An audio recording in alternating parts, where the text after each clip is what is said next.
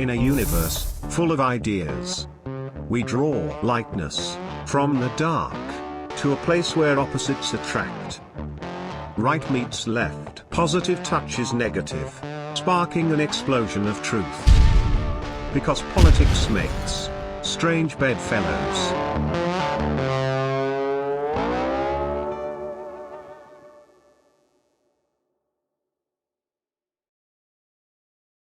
What about today and this war in Ukraine and people leaving Ukraine? How is that impacting Poland?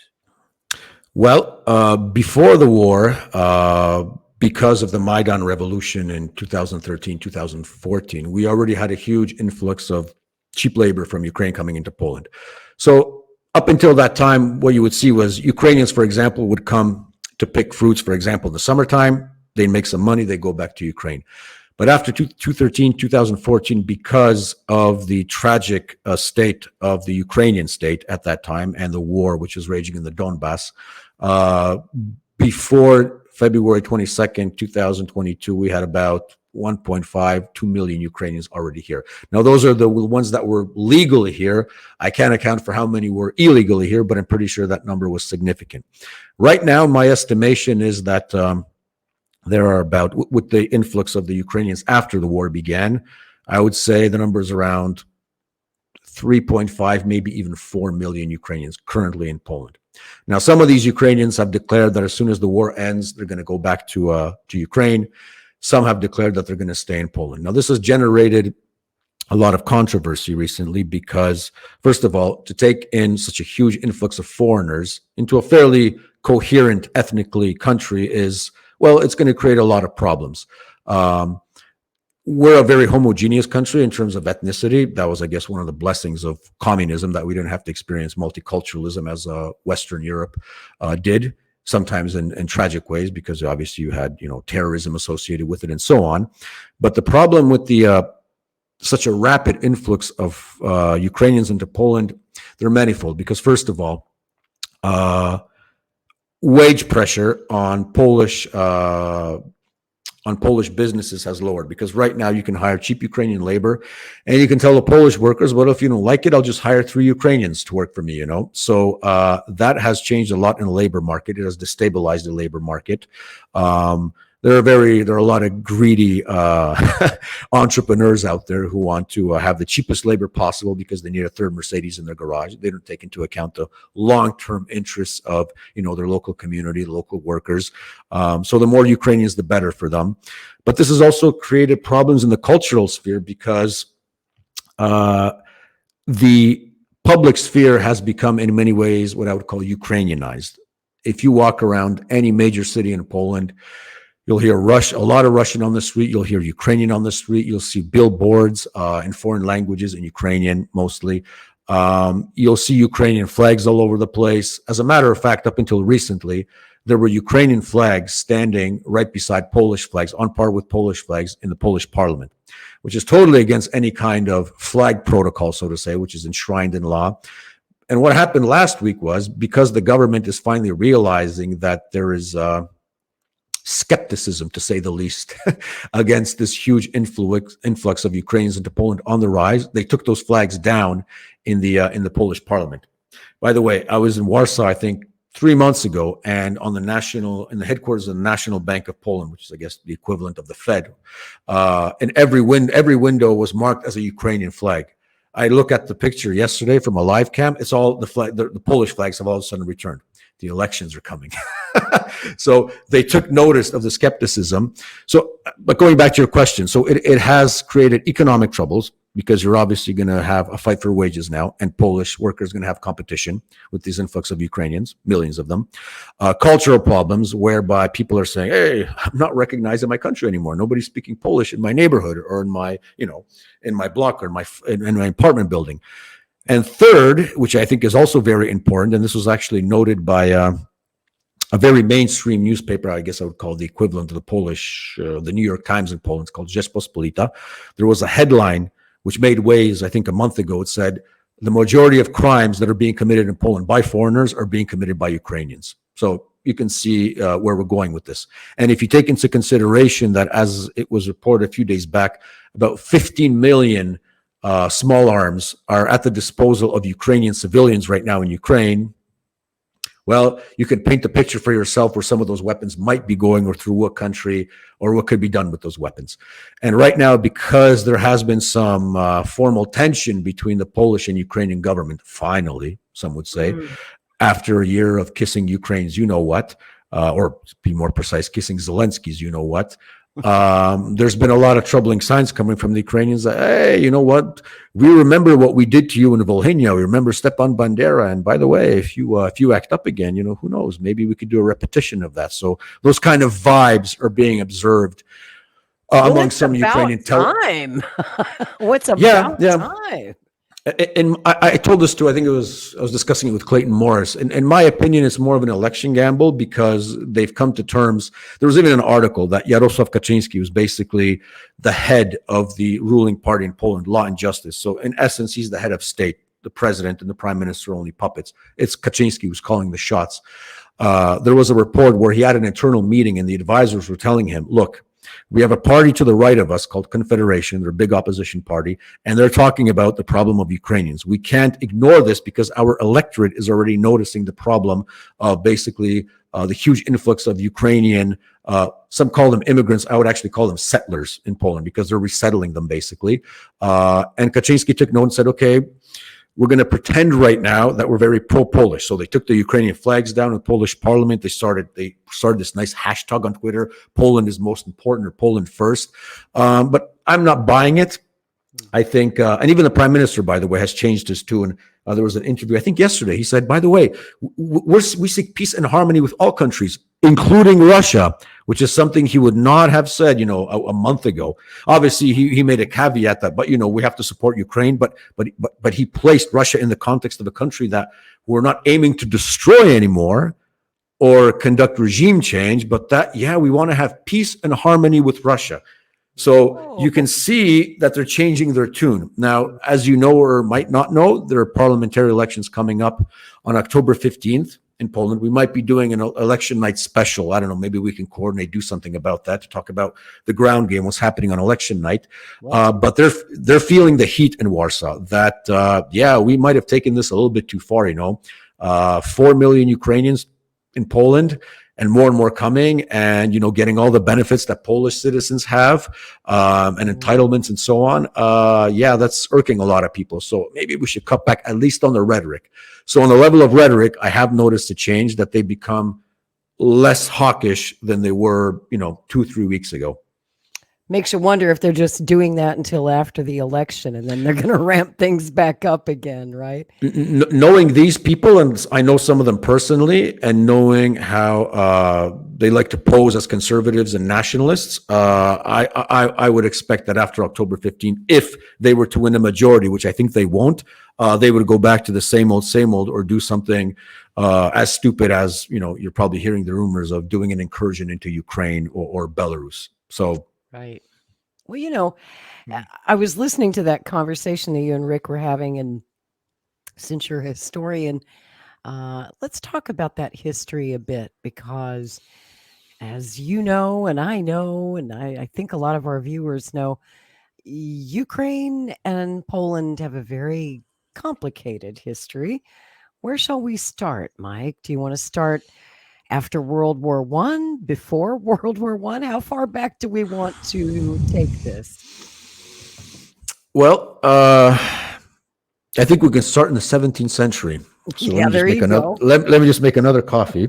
In a nutshell, Poland used to be run as a kingdom. We had our kings, and the pinnacle of Polish greatness was it began in the 16th century, but the pinnacle was the 17th century, when we literally were an entity that stretched from sea to sea. So from the Baltic to the Black Sea.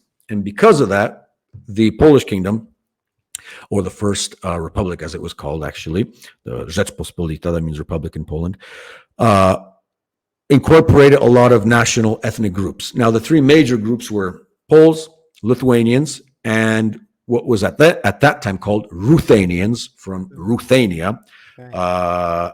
and which we call today Ukrainians.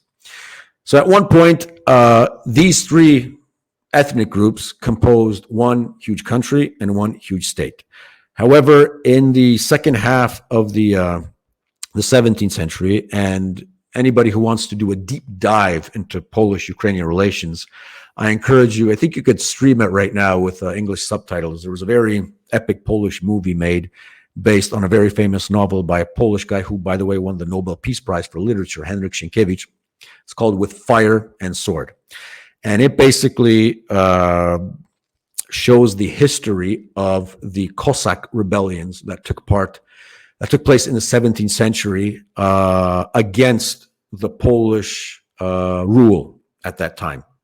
The Cossacks were a formation of Orthodox Ruthenians, today they would call them Ukrainians, who were sort of, and the CIA has turned off my lamp, but I think you could still see me, who were very militant. They were used for many years as the sort of defensive outpost of Poland's southeastern borders, especially as it relates to the Turks and Crimea, which at the time was under Tatar rule. So unfortunately, in the 17th century, the Polish nobility and the Polish authorities wanted to register these guys as peasants. So they wouldn't have compensation as veterans, as warriors. They would be registered as peasants within a sort of what you would call an official registry, and in terms of tax polity and so on. These Cossacks really didn't like being treated like peasants. They started a rebellion. The head of the rebellion is a famous guy who's today being, he's a superhero, a superstar in Ukraine. His name was Bogdan Khmelnytsky. He actually has a nice monument in Kiev. So he was sort of the first, I would say, founding father of modern Ukrainian national identity. That's sort of where it all began. So you had this rebellion, and at that time, Khmelnytsky, because he was fighting with the Poles, he at one point actually swore allegiance to the Russian Tsar because he believed that only the Russian Tsar would be able to guarantee the Cossacks' autonomy, the Cossacks' Orthodox faith, and everything that went along with it, culture, language, and so on. So that's where the sort of political integration, on the other hand, between Ukraine and Russia begins, thanks to Bogdan Khmelnytsky, which is kind of ironic if you think about it, because Khmelnytsky, even by Ukrainian nationalists, is considered a hero. But this is the guy who pledged allegiance to the Russian Tsar. So I never understood how that dichotomy could sort of, could go about. Like I understand Stefan Bandera because he was fully fledged nationalist, but Khmelnytsky was sort of the guy who began it. So really fast forward to the 17th, 18th century. Poland was obviously partitioned for 123 years. We regained our independence formally in 1919, thanks to the Treaty of Versailles. But because we had a different geography than we have now in terms of maps, we incorporated a lot of what is today Western Ukraine, including obviously the town of Lvov, or Lviv, as the Ukrainians say. And when World War II broke out, you have to understand that before the war, the Ukrainian nationalists under Bandera and under the ideologue of, what was the guy's name? Shuhevich. Yeah. Shuhevich. I forgot his first name, but I know that his grandson, I think, is Andrei? No. I have to look up the name, but I know his grandson, I think, is currently a Ukrainian parliamentarian. He's a sicko, by the way, but that's a different story. Anyway, so before the war broke out, Ukrainian nationalists, because they were organized as a militia, they sort of acted as an Ukrainian Al-Qaeda within the structure of the Polish state. So they would conduct terrorist attacks. They actually managed to assassinate a Polish minister. And by the way, that's why Bandera landed in jail for the first time, because he took an active part in killing that minister. His name was Pieracki. So 1939, all hell breaks loose. And Lebed was also involved. Yep, indeed. I guess the main structure of the Ukrainian nationalist war was called, the organization was called OUN, so the Organization of Ukrainian Nationalists, Organizacja Ukraińskich Nacjonalistów. And they were very much based in Western Ukraine. So their basic ideology was greater Ukraine, racially clean Ukraine, and oh, by the way, anything that they used to refer to, for example, religion, the Christian religion, was only in name only, because there was actually a bishop at that time who is eerily forgotten by current Ukrainian authorities. His name was Bishop Gregory Homyshin. He was a Greek Catholic bishop based in Western Ukraine, and he saw the very sort of paganistic nature of what these guys were doing or trying to do. And he warned in his pastoral letters to the parishes saying, stay away from these guys. They have nothing Christian about them. They're terrorists, they're murderers. And if they get their way, there's going to be a lot of blood, basically. And that's what happened. After 1939, yeah, that's exactly what happened. In 1939, when Germany invaded Poland, 17 days later, obviously the Germans come in on 1st September 39. The Soviets enter on September 17th. So Poland basically ceased to exist. And all of a sudden, the Germans realized that they have a very loyal and fervent ally in the Ukrainian nationalist movement, which found a lot of overlapping elements in their ideology with the National Socialist movement in Germany. So these guys began to be used as sort of agent provocateurs and a sort of a secret, well, maybe not so secret because they had formal SS formations, these Ukrainians, which they were embedded to. But they were sort of the eyes and ears of Hitler on the ground of what was happening in Ukraine at the time, even before the start of Operation Barbarossa in June of 1941, which is obviously the German invasion of the Soviet Union.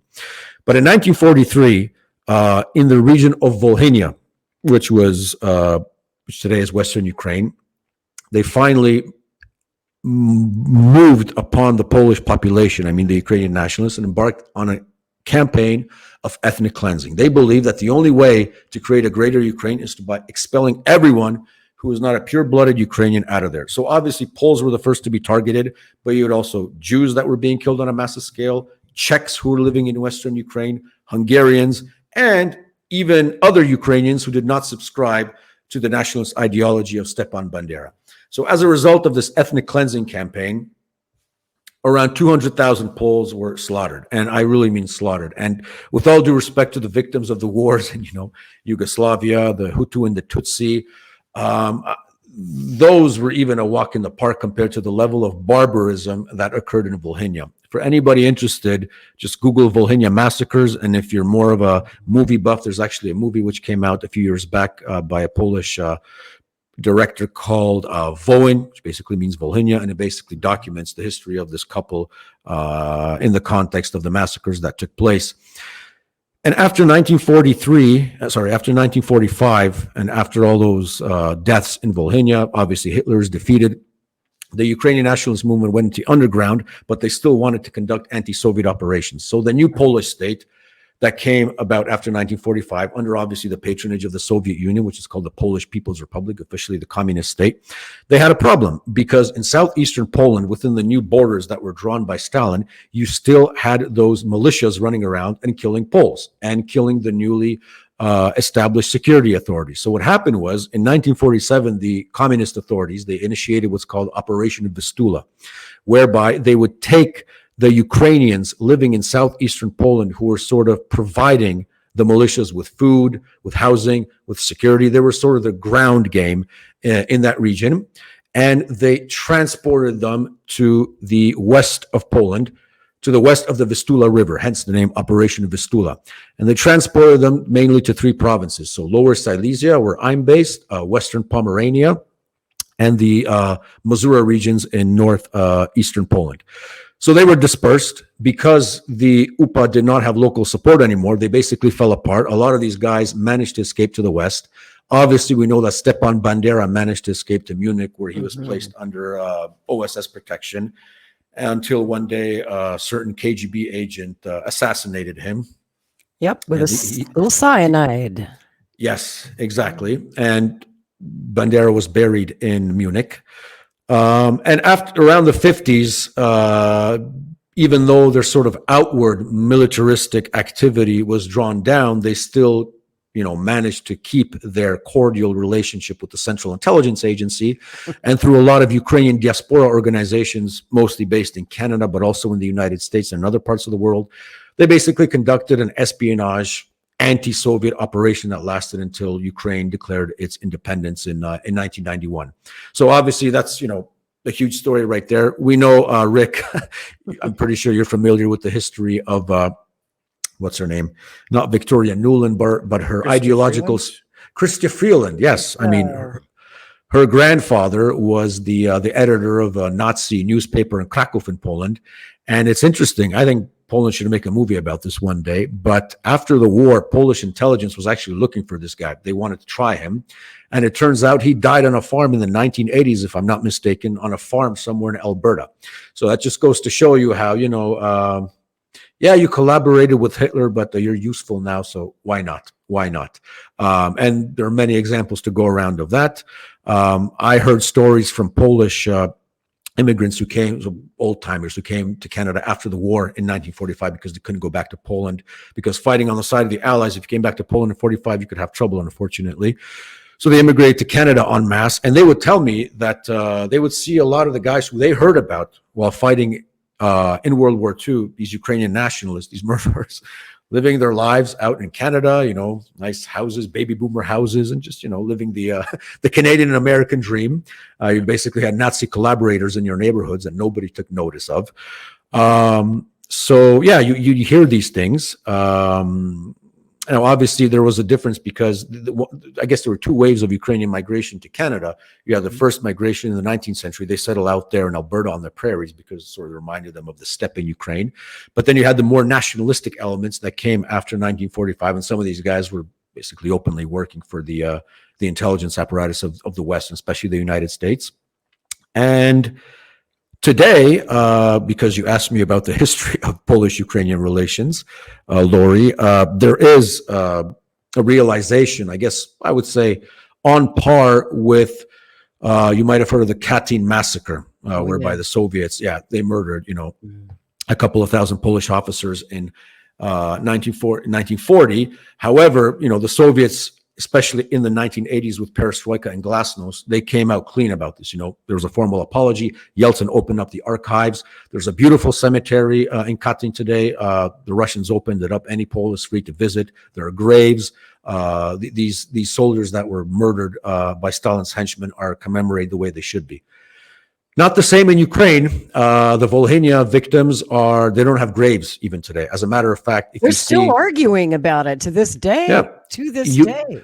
There are teams of Germans who are going right now into Ukraine to do exhumations on German soldiers on Ukrainian soil, but Polish authorities aren't allowed to do exhumations on Polish victims of the Volhynia massacres. So that just goes to show you how much of an ally we have in the Kiev regime.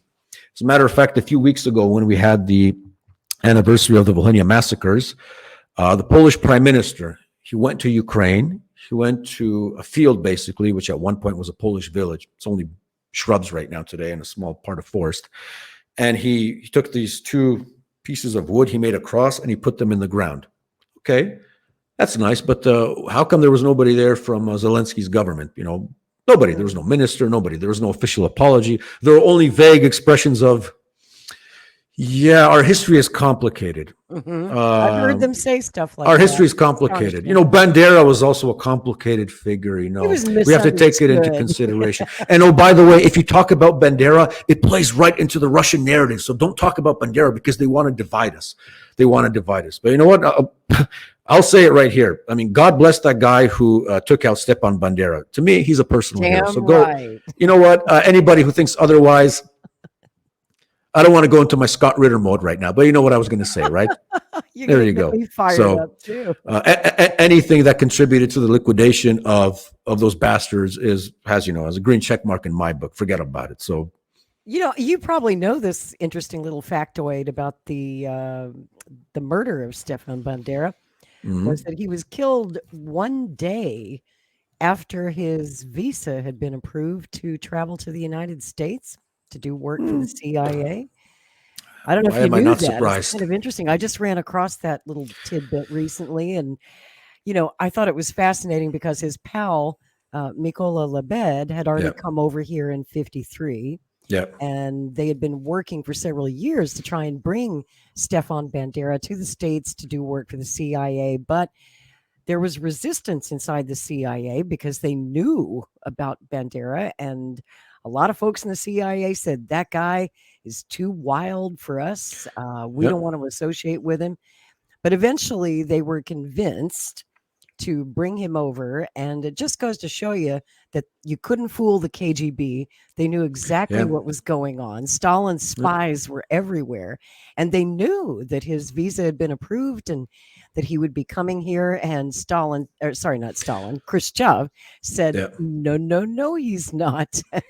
Yeah, that was a nice middle finger to Langley from the Russians, definitely. It was. It was like, yeah, we know what you're up to, you know. Yeah.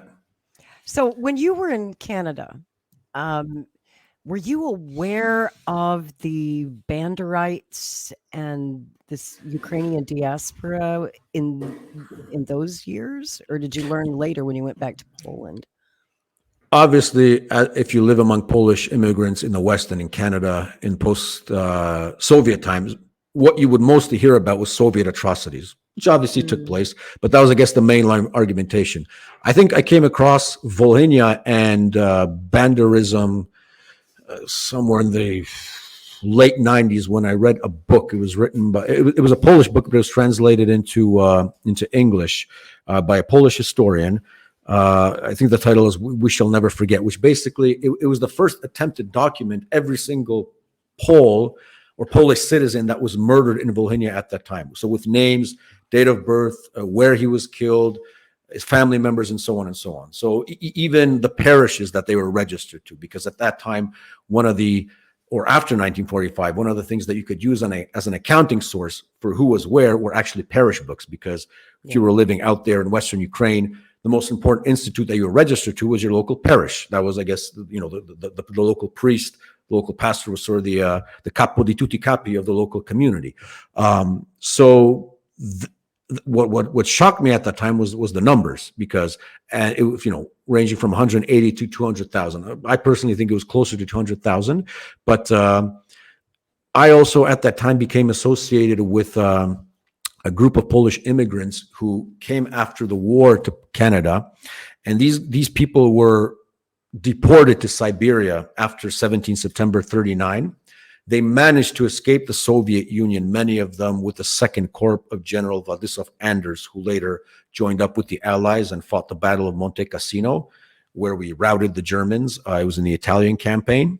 And then Anders obviously immigrated to London, but a lot of his soldiers and a lot of his companions immigrated to Canada also, Halifax, Toronto, Montreal. And so these people who had the Siberian experience, they created what was called the Association of Polish Eastern Provinces, because most of the people that were deported to Siberia came from what is today Ukraine or Lithuania, so the former Second Republic of Poland. And as I became more associated with these people, they would relate the stories of what they remember or what family members of them remember from 43 to 45. As a matter of fact, this is no way, I hope, offensive, but you guys are old enough to remember Solidarity and the martial law in Poland, right? And the black-eyed general, right, Wojciech Jaruzelski, who was this monster for everybody to hate at that time, and still is to a lot of people in Poland. Those the vibes are changing. General Jaruzelski was actually pretty instrumental in rooting out a lot of these Ukrainian nationalists after the war, because he was a member of military intelligence after 45 as an officer. So he would actually do anti-Ukrainian nationalist operations in the Lubelski province, which is funny because you have a lot of these Polish neocons right now who, apart from accusing Jaruzelski of implementing martial law in Poland in 1981, they also accuse him, oh yeah, and he killed Ukrainian patriots, Ukrainian nationalists. Mean to our Nazi friends. Literally, I remember a snippet whereby a Polish historian accused him of being very harsh in his interrogation techniques towards the Ukrainian nationalists. It was, oh my, I bet. So yeah, that's an interesting little fact of life from General Jaruzelski's life also, yeah. That is good stuff. How much do you know about the Canadian government's, and I guess the legal system, and the way that they've sort of dealt with, or maybe not dealt with, the Nazi issue over the decades? Have you looked at it, and what are your thoughts on the way the Canadian government has? It's pretty clear to me that they've pushed this aside and made a lot of excuses when these people have been identified, and they're pulled into the legal system, and then there's always some legal excuse made, or has Yes. always been made. Do you think justice has been denied there? I think Banderism and Ukrainian nationalism, as it was constituted by the OUN, Bandera and his ilk, should be treated the same way on the legal side of things, at least theoretically, as the crimes of communism. That would be my starting point. There obviously is a double standard here because, for example, a lot of these guys who immigrated to Canada, they served in concentration camps as guards. They were in the SS, Volhynia. Many of them had blood on their hands. They would come to Canada, they would settle. If you had Polish people who, there were some, obviously, which is a stain and a shame, and we're not afraid to say it. If you had Polish collaborators coming to Canada after the war, and it was proved that he was a guard in Auschwitz, for example, or served in the SS, these guys would be routed down as war criminals, the Simon Wiesenthal Center, and they'd be found quickly, I'm pretty sure. But the Ukrainians, there was a double standard because they served geopolitical ends, which the Poles didn't have that kind of sharpness to them, so to say. I think the Ukrainian lobby in Canada can be compared to the influence of the Israel lobby in the United States. Very powerful. Great comparison. I think there is today, maybe with the exception of a southeastern lobby, like, for example, representing Canadian of Indian origin, for example. And by Indian, I mean India. But I think they're up there with the power of the Israel lobby, the Ukrainians, and have been for a long, long time. I mean, the Canadian-Polish Congress, which I had some dealings with, in terms of capital, in terms of influence, I mean, yeah, you'd have politicians coming to, our equivalent of Pulaski Day, the May the 3rd parade in Toronto, or 11th November, which is Polish Independence Day. They pat us on the back and they say, yeah, great job, Poles. Yeah, you'll enter NATO. And oh, by the way, we need the Polish vote in the next election. But, with the Ukrainian lobby, it's different. It's the Ukrainian lobby that tells them, yeah, we need to get this done, for example. You're going to send money to Zelensky, and we need to get Yanukovych out there. We need a realignment of Canadian policy towards Ukraine. I mean, Canadian policy regarding Ukraine, in many ways, I would say, is more radical from the beginning, from 1991, than American policy. I mean, if you recall, when George H.W. Bush came to Kiev, he gave a famous speech in the Ukrainian parliament, some call it the chicken hawk speech, where he said that we're not going to support any form of, well, I'm not quoting directly here, but basically any form of revanchist nationalism in Ukraine is not going to see the support of the United States, which is clearly an allusion. What a lie. Total lie. Yeah, total lie, obviously. Now, either he was being, he was being a hypocrite, or, James Baker took him aside later and said, no, Mr. President, that's not what we're going to do. But at least he said it publicly. You never heard anything come close to that. CIA director. He knew all about this. I'm guessing, he probably knew what he was doing. But as I said, even publicly, even the rhetoric from the Canadian side never amounted to anything even close to what Bush said, despite the fact that he might have been not saying it in good faith. I mean, the Canadian government, whether liberal, whether conservative, has always been on the side of that part of Ukraine that clearly identifies with Stefan Bandera and that entire tradition. I mean, hell, when they had one of those first demonstrations after the war, you had Chrystia Freeland standing there in her Ukrainian traditional garb and a guy holding the Bandera flag right beside her. I mean, why the hell? You could just as well hold a swastika right beside her, And think about what a lot of the Poles who are still living in Canada, Polish Canadians, maybe even some of the guys after 1945, when they saw that, what were they thinking? Who the hell are we associating with here? So yeah, I think. So go ahead. When you grew up in Canada, this stuff was not taught in school, so you had to find out about this and learn on your own community, I really, guess. right? Because it's I've noticed too that element, the Ukrainian element, it's quiet. It's the sort of the unspoken sins, right? You don't talk about that stuff. It's all under the surface. The Jewish community, they're always trying to bring stuff to the surface, but you just don't hear about this. And even if you listen to some of the rhetoric recently from Jordan Peterson. Yeah. You know, he came out and said there was he said Nazism is just not a thing in Canada.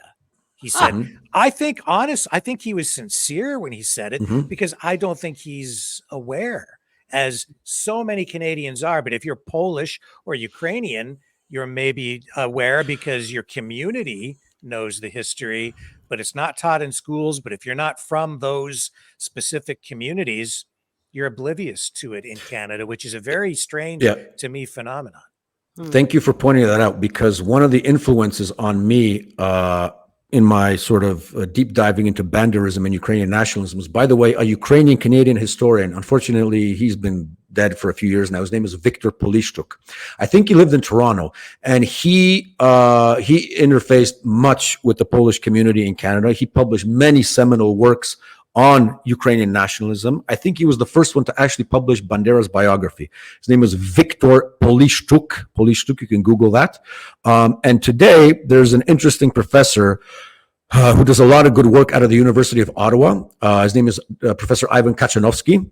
Really good stuff. He's actually, I think, the only scholar in the world who has conducted an independent, fact-based investigation into who was doing the shooting in February 2013 on the Maidan from the snipers that were killing the protesters. Yeah, Professor Ivan Kachanovsky. He's got a YouTube channel. A Twitter handle. And I think if you're familiar with Oliver Stone's movie Revealing Ukraine, there are segments there where he speaks. Yeah. Okay. So, yes. Now I know who you're talking about. And Professor Kachanovsky is obviously he doesn't have no reservations in criticizing Banderism.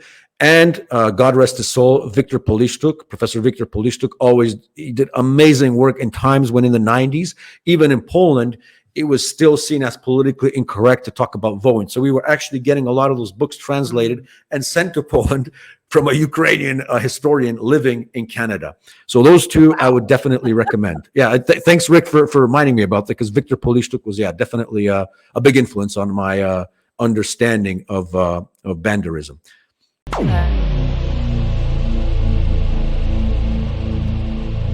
This has been a Maverick Multimedia production.